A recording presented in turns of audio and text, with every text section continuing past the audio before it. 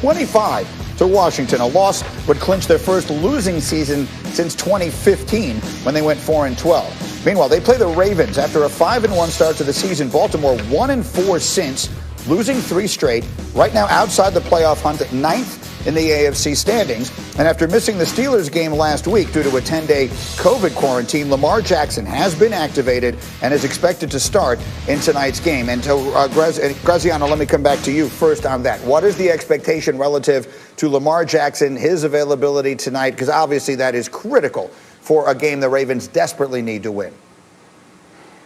Yeah, look, we've seen guys come off the COVID list and be fine in the first game back. So every case is different. You know, did he have symptoms? Was he actually sick? Does he need time to recover? Obviously, if the Ravens are putting him out there, they're sure that he's going to be okay and that they believe he gives them the best chance to win tonight. So let's go around the horn and find out who we think is going to win tonight. Let's get our picks here. And Jeff Saturday, I will start with you. Ravens, Cowboys to finish up the weekend. Who do you like?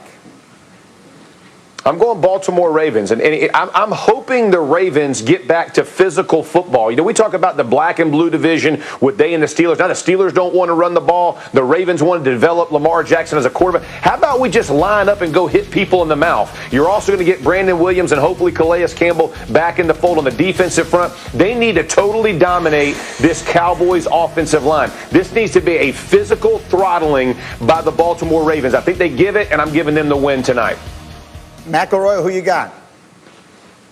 I think it's going to be a beatdown in favor of the Ravens. I look at this team, and they still have so much to play for, and their backs are against the wall. They absolutely have to have it. The Cowboys, with the resurgence of what we've seen from the Giants and the Redskins, their hopes of getting to the playoffs are done. They're finished. They're playing for next year, really. So I'm thinking that Baltimore comes out and does work tonight. Their best performance in quite some time. And they remind us just how good they are when they put it all together. Graziano, what do you think? $1 in the jar for McElroy for not getting Washington football team there, but I think it's Baltimore. I think they're definitely, the Cowboys are shot. Zach Martin going on IR was the last straw if it hadn't already been hit, and I just don't think they have enough to hang with a team that still has something to play for. I'll tell you one thing. I look at the schedule. I think the Washington football team benefited yesterday by having all this additional rest. Shame on the Cowboys if they're not ready to play tonight, having 12 days between games while the Ravens are playing on a short week with only 6. That made a difference last night, and I think it makes a difference tonight. I'm taking the Cowboys to win tonight, and I'm putting the pressure on you, Dallas. Set up because of the play-action pass. This offense runs through Chubb. Look how wide open guys are, and look at the protection. They had an 80% pass efficiency rate blocking on Sunday. Just absolutely incredible. I mean, how hard is it to throw these touchdowns? Look how wide open. And by the way, that's a big man catching it right there, Greeny. You see the athleticism right there? McElroy, you see that too? We make them look good everywhere. That's how we do it. 4 pancakes, 5 pancakes. But in all honesty, absolutely. But in all honesty, he had 3 touchdowns with 3+ yards of separation. That shows you how effective this play-action pass is working. Bill Callahan, their offensive line coach and run game coordinator, has set this thing up through Chubb and Hunt. It is a thing of beauty, and give credit to my man because he did perform. Look, it's a total organizational success right now as they sit at 9-3. I think Kevin Stefanski is in the conversation for Coach of the Year. Dan Graziano, what are we seeing there, and what does this formula look like to you going forward? Look, they do have a formula that they lean on. As Jeff refers to, it works off the run game with Chubb and Hunt. But I think what you saw Sunday is they have the ability to work off of that formula and still surprise you. Everybody thought this was going to be a run game on both sides of the ball. Stefanski comes out chucking it because he knows the Titans don't have a pass rush, and when Baker Mayfield is comfortable, he can get things done. So he's thinking ahead of the game. I think that's why Stefanski was a good hire. They didn't hire him because they liked his offensive scheme. They hired him because they thought he was a good coach and a good leader. Really important lesson for a lot of teams over the next 3-4 weeks as we head into coaching search season.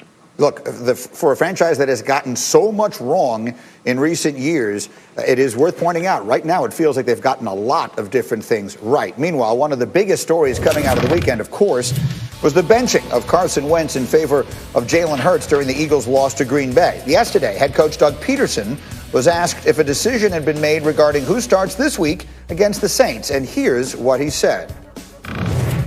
No, I have not made a decision yet. not prepared right now to make any statement or decisions on that. I'm still processing a lot of things and going through a lot of things before I make that decision. So that when I know, you'll know. Sure. I'm not asking what the decision is, but what goes into that decision? I would like to keep those private, so that's just between me and me.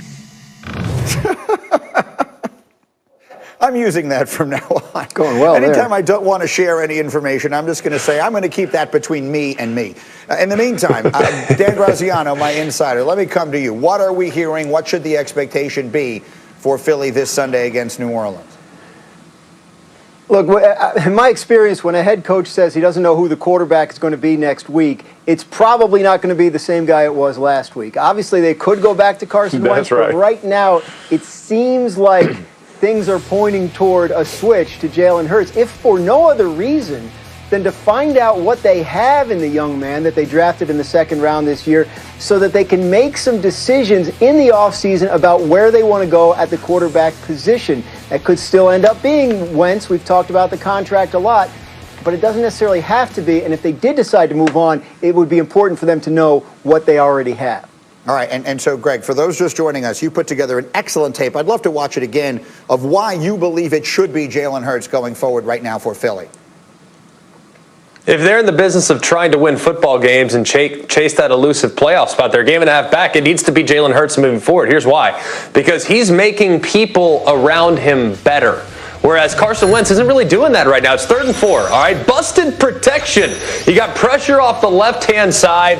Mike and a nickel coming at you. The running back, what are you doing Saturday? You trying to get me killed in protection? Tighten up, all right? The running back doesn't see the guy coming some way, somehow. Jalen Hurts unfazed. Throws an absolute strike down the left-hand side to Jalen Reagor. But here's where he really helps the offensive line, is that when the defensive line gets overly aggressive and they try to rush the passer and they get pushed past the quarterback, Jalen Hurts has the suddenness and the athleticism to make you pay. Right there, might have been a sack if it's Wentz. Instead, with Jalen, it's a 1st and 10. Same situation here. You see the defensive end on the near side. He gets pushed past the quarterback. Next thing you know, the Red Sea widens and Jalen Hurts is able to move out to his right, buy a little time, and throw a beautiful throw down the field for his first career NFL touchdown. Jalen Hurts right now, when he went into the game, he made the Eagles' offensive personnel better.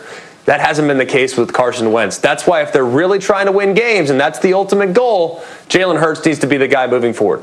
You know, and Jeff, sometimes we talk about how things will play in the locker room. Well, you're the locker room, right? You're an offensive lineman, and it just can't be ignored that for whatever reason, the Eagles just looked like they played better around Nick Foles than they did around Wentz, even though clearly Wentz is the more talented and skilled player. And now, in this tiny little sample size, it looks the same around Jalen Hurts. So take me inside that locker room, Jeff Saturday. If you're on that team, what are you thinking? Yeah, listen, you understand that Jalen Hurts provided the spark that you were looking for a football team, right? He comes in and to Greg's point, he plays a little bit better and gives you a little action. All of a sudden people are excited. But let's not forget, that's a very small sample size. 12 throws? He still got sacked 3 times, I think. And so, in my opinion, Greeny, as I look at this, I would continue to rotate Wentz and Hurts. Listen, there's not a more popular guy in the world than a backup quarterback when the starting quarterback is struggling. But when people begin to prepare for Jalen Hurts and they begin to see what he does and his tendencies, all these defenses will lock down because they're not going to be helped by receivers. Their offensive line is struggling, so I'm not sure you really get a big difference in whichever guy. I would think you have the defensive coordinators prepare for both guys, and whichever guy's hot, you kind of go with it. Maybe you pull Wentz out of his regression, and you can still see what Hurts is doing. I do not think